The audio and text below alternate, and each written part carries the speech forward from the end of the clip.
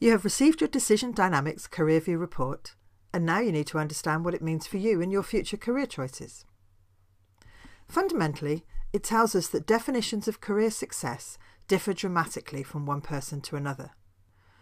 We tend to assume that everyone sees a successful career the same way as we do. But you would be surprised. Try this out next time you're at a family party or with a group of friends, and ask them how they would define a successful career. The mix of responses may surprise you. In case you're wondering, the tool is scientifically sound, based on over 35 years of international research and practical use with over 1 million people globally. Most people are not sufficiently informed when it comes to career decisions, and we don't tend to plan them with a blueprint in mind, even though we spend a huge amount of our lives at work. Many of us look back and think, if only we knew what we knew now, we might have made better decisions. This tends to happen because A, we don't know what kinds of careers are available, and B, we develop an absolute conviction that a particular career path is the one that we should settle for, even if we don't really understand what it will be like on a day-to-day basis. Having those insights into your work-related motives, the sort of rewards a career might offer you, and a clearer awareness of how careers differ can ensure that your future career choices give you the career that you really want. Now put your report to one side for now, and let's look at the model in a little more detail. It's valuable for you to understand how the full model works before honing in on your own results. Firstly, the model makes a clear distinction between career concepts and career motives. Another way to think about this would be the difference between the head and the heart, what you think about a career and how you feel about a career.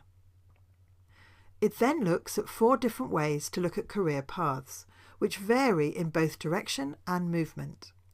So let's begin with the 4 career concepts, what we think about a career. The expert career is very common and represents the traditional view dating back to the medieval guild system. Success is viewed as developing and refining your competence or expertise in a particular kind of work, occupation or discipline. If you identify with this expert view of career success, then your commitment will be for life. Moving up the hierarchy in an organisation holds no interest for you. Moving up will be a slow progression as you gain competence from apprentice to practitioner to master practitioner.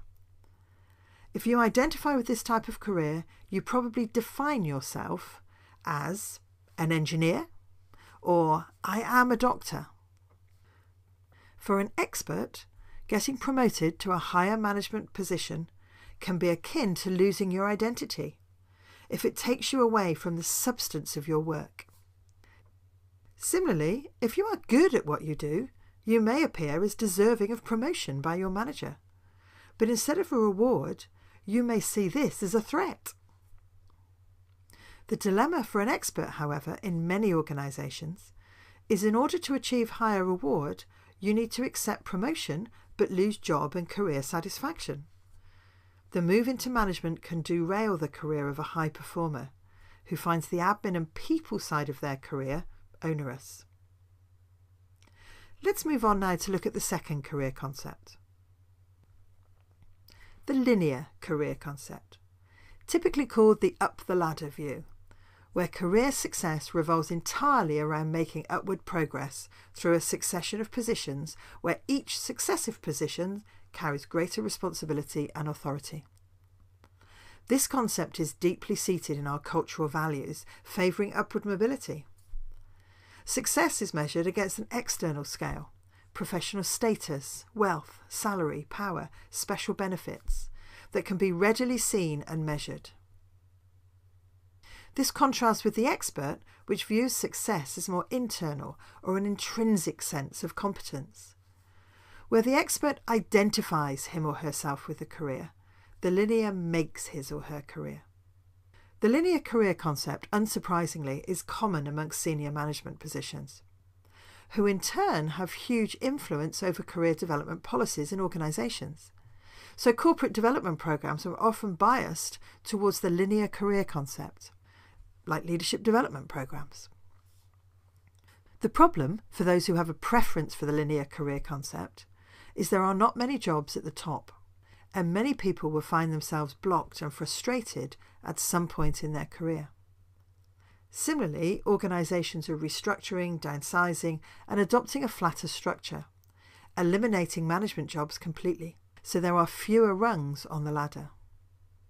Now, frustrated linears who are stuck in a job without the opportunity to progress upwards can become not only dissatisfied with their work lives, but it can often spill over to their home life. The third career concept is the spiral. This is becoming increasingly common. It represents a less traditional perspective on career success and contrasts sharply with the expert and linear concepts. The spiral career pattern starts with a person beginning a career in a particular field, and then periodically, say every 5 years or so, will move into a new but related field of work.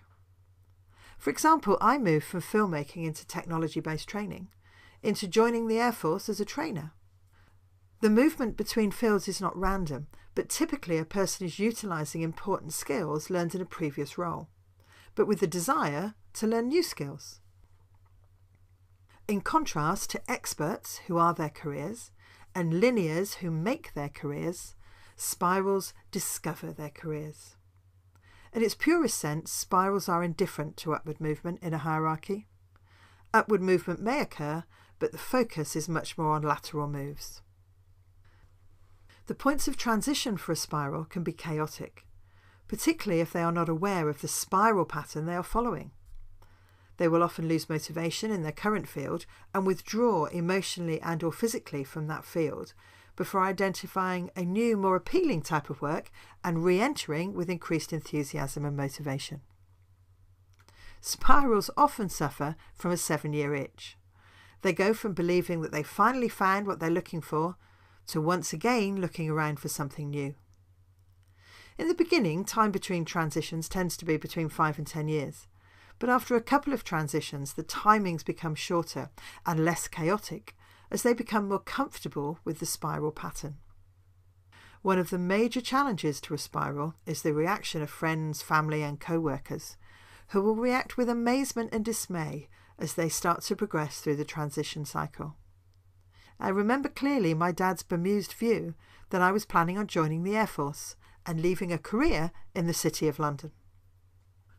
Similarly, some more traditional organisations erect barriers to the spiral career, such as policies that prohibit movement without formal specialised education or prior experience in that particular field.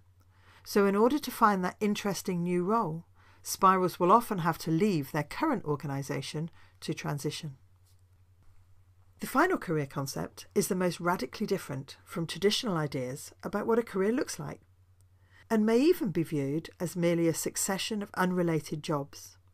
But it is becoming both more acceptable and more desirable today. In its simplest form, it is a consistent pattern of inconsistency. Unlike the spiral, where movement occurs between related fields, for the transitory, the movement is to a completely different and unrelated type of work. To a transitory, the greater the difference, the more desirable the move. The time between moves tends to average between 2 and 4 years. Research reveals transitories often fall into 2 major groups. 1, the lowest paid people, who are would-be experts but have not yet found their niche. Or 2, the highest paid people, often troubleshooters hired to fix a problem or get quick results, without any expectation that they would stick around once the job was done. Many organisations look suspiciously at the CV or resume of a transitory, but many of those same organisations need transitories. Those who will go anywhere in the world at short notice to solve a problem or work on a new venture. Many transitories don't even recognise they have a career and are poorly understood by others. Organisations rarely support this sort of career pattern, and family and friends are convinced there is something wrong with you. There is immense social pressure to get a real career. There is good news for transitories today, however, with the rise of the temporary workforce and the need for organisations to keep their costs down. A person is hired to do a specific job, task or project, and then they leave. So a win-win on both sides. That is the 4 career concepts, but one word of caution. The way you perceive your career may colour your views of the career choices of others. You will always be biased due to your own values and experience. For example, as a spiral, I tend to see other spirals as interesting people, whilst I see experts as over-specialised, and linears as mercenaries sacrificing themselves for their careers. I warm towards transitories, but think they're wasting their talent. This is obviously a bit exaggerated, but being mindful of our own biases can be really important in the way that we view other people's career choices, particularly if they don't match our own. And critically important if you are involved in any sort of career planning and development in the workplace or even with your children. The Career View profile can be invaluable in improving communication around career planning, and in most organisations, remember all 4 careers are needed at some point.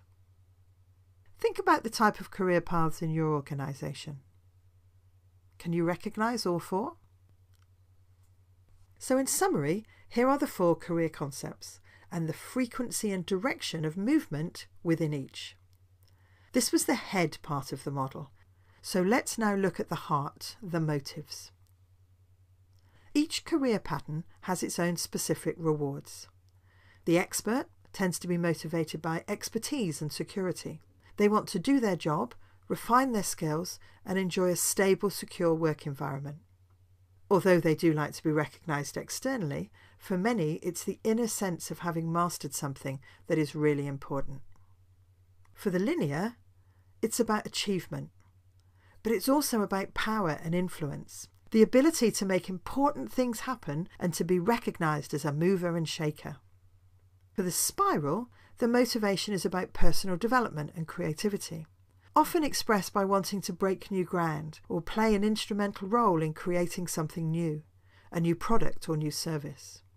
They are often inventors who, in the process of inventing, learn something new. They often make excellent mentors or teachers as they like to help others develop too. Finally, for the transitories, variety is the spice of life. They are keenly attracted to novelty and variety. They don't get pinned down by rules or close supervision, and they like to be independent, or at least have the freedom to make their own decisions about what to get involved in and how to do their jobs. Research shows they also like a lot of interaction with people and like to make new contacts, making them great networkers. Invaluable when networking may get them their next role. So in summary, it's your career motives that provide the best indication of the career path you ought to strive for. Most of us, in reality, don't tend to have a singular career concept or set of career motives, but a combination of 2 or more. Many of us will have a primary and a secondary, depending on the height of the bars. And depending on the order, i.e. which is primary and which is secondary, there are thousands of combinations, and your individual report will be as accurate as possible. But here are a few common pairings and possible career paths. Now let's look at some examples of career profiles. Sandra's primary career concept is linear, and her secondary concept is spiral. It's important to view the blue and red bars separately before looking at the whole picture in your own reports. Remember, the blue bars are what we think about a career, the headpiece, and the red bars show us how we feel about a career, the heart. The height of the bar shows how desirable that particular career pattern is. In this example, Sandra is highly attracted to an upward moving career path, with the occasional lateral move, as demonstrated by the fairly high spiral path.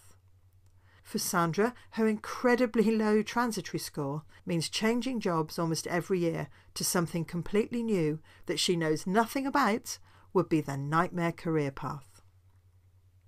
Now let's look at Sandra's motives, the red bars. Look first at the highest bar, the linear. She's motivated by power and achievement and looks for more influence through increased responsibility and authority. Her secondary motives, the second highest, is spiral, which means that she's somewhat motivated by personal development and creativity. She is not inspired at all by security and expertise, as shown by the low expert score, or variation and independent, as shown by the low transitory score. In Sandra's case, both sets of bars are congruent in that they have the same basic pattern. That means she knows what she wants in a career. Her vision of the ideal career path fits almost exactly with the motives she is inspired by. The linear spiral pattern is often suited to the field of general management. Let's look now at a profile where the bars are not aligned. You may find that, like Joe, your bars are much less congruent. When differences appear, we recommend you focus on the back row, the red career motives, to gain insights into the type of career that would suit you best. This is because your ideal career concept is often influenced by the type of career that other people believe you should be aiming for. For example, if all of your family are lawyers, then there may have been an expectation that you would do a proper degree like law rather than, say, drama. Over time, it is your motives that will make the most difference in your level of personal satisfaction in your career. What does this slide tell us about Joe's career paths? Whereas Joe's primary and secondary ideal career concepts are linear and spiral, his primary and secondary career motives are expert spiral. This is very common in large organisations and what we call a misdirected linear. Joe believes he should be aiming for a linear career, but his heart isn't in it.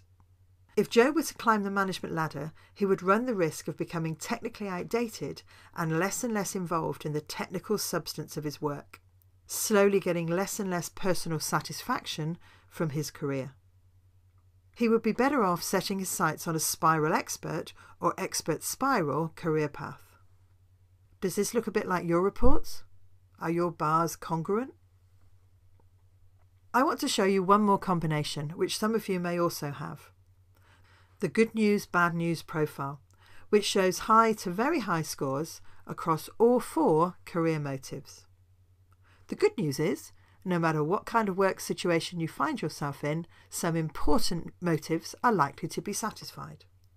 The bad news is, no matter what kind of work situation you find yourself in, some motives are likely to go unsatisfied.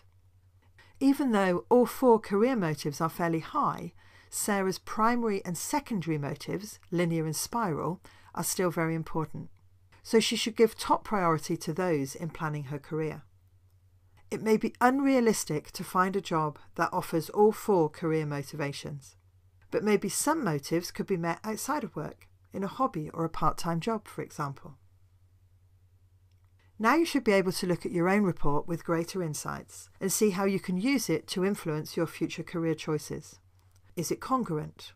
Are there some gaps you need to address? Think back over previous jobs. How long did you stay in the role? Which aspects did you like? What did you not like? What were the highlights for you? Is that reflected in your profile? What are your career choices going forward? How can you apply what you've learnt? What choices can you make to give you the career satisfaction you're looking for? If you would like a coaching session to further discuss your report and your future career choices, then sign up for one of my coaching packages.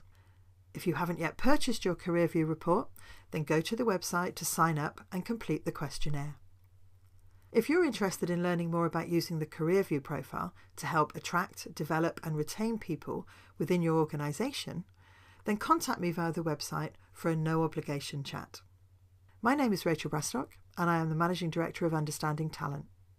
I help businesses grow the right people for tomorrow's success, and I help individuals find satisfaction by making the right career transitions.